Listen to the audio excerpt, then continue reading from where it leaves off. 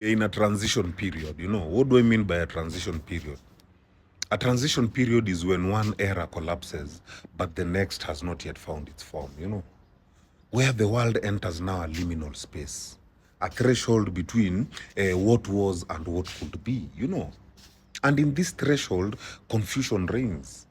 It is where now power vacuums open, you know, where values collapse before new ones are rooted, where systems break, but now replacements are not clear. And it is in that void where now monsters are born. Not just external ones, but internal ones too, because the old world is dying, and the old world here represents the familiar, the systems, the beliefs, the structures, and the identities that shaped our societies and individual lives. eh? Things like rigid gender roles, hierarchical control, obedience over awareness, religion over spirituality, productivity over presence, appearance over essence. This old world is cracking because it no longer serves our collective evolution. People are waking up. Old narratives are being questioned. Obedience is being replaced by consciousness. But even as the collapse happens, many still cling to the ruins. Because ruins, at least, are familiar. The new world is still raw. It is still struggling. It is undefined. And it is experimental.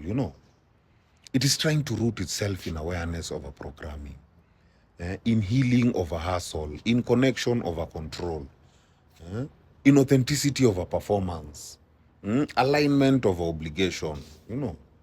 But it is not yet strong enough to fully stand. It is still whispering. It is not yet roaring. And the masses haven't agreed on what it should look like, which is why it is still struggling. Now, it is this time that now monsters now are coming out, as I had said. It is this in-between spaces where the old has collapsed and the new hasn't solidified. Because these spaces breeds chaos. It is where fake gurus rise in the name of healing. It is where polarization becomes identity, where people exploit pain for power. Manipulation hides behind ideology. Where ego masquerades as influence. These are the monsters, individuals, ideologies, or even internal states that take advantage of the void. But monsters are not just out there. They are inside of us too. When the external world feels unstable, our shadow selves emerge. Fear, control, rage, grief, desperation for belonging, craving for power. In this time of monsters, your responsibility is not to run. It is not to react. Neither is it to romanticize either side. No. It is to stay awake.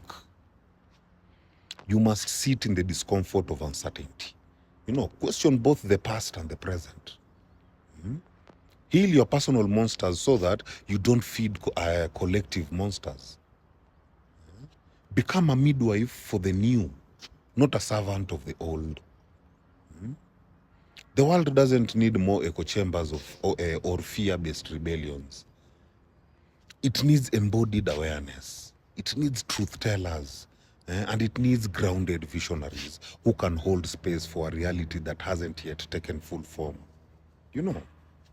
This moment in history, both globally and personally, is a battleground between collapse and creation. You will be tempted to numb yourself, to retreat, to conform, or even to lash out. But your power lies in choosing a third path, becoming the bridge, not the monster, not the echo, but the bridge.